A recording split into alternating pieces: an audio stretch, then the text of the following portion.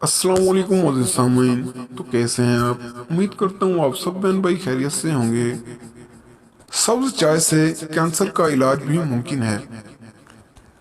एक किस्म की सब्ज चाय मेचा ग्रीन टी में ऐसे खास एंटीऑक्सीडेंट होते हैं जो बाज़ इक़साम के सरतानी खलियात सेल्स को ख़त्म करने की सलाहियत रखते हैं। इस ज़मन में बरतानिया की सेल्फोर्ड यूनिवर्सिटी के माहिरीन ने कैंसर की वजह बनने वाले स्टीम सेल्स पर मेचा चाय की आजमाइश की और इसके हैरत अंगेज नताइज बरामद हुए। एजिंग नामी रिसर्च जर्नल में शाया होने वाली इस तहकीक में कहा गया है कि मेचा चाय के अज्जा ने ब्रेस्ट कैंसर के खलियात की तहों स्टीम सेल्स लाइंस में जारी सरतानी अमल को तब्दील करके इससे एक ऐसी सतह तक पहुंचा दिया कि वो मजीद फैलने से रुक गए। दिलचस्प बात यह है कि मेचा चाय के अज्जा की बहुत मामूली मिकदार इस्तेमाल की गई थी।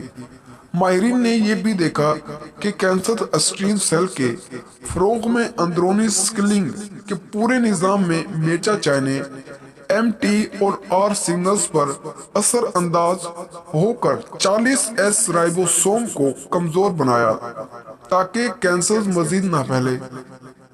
इससे मालूम हुआ कि मेचा चाय को एक दवा रेपामाइसिन की जगह इस्तेमाल किया जा सकता है जो एन वही काम करती है जो मैंने ऊपर बयान किए हैं।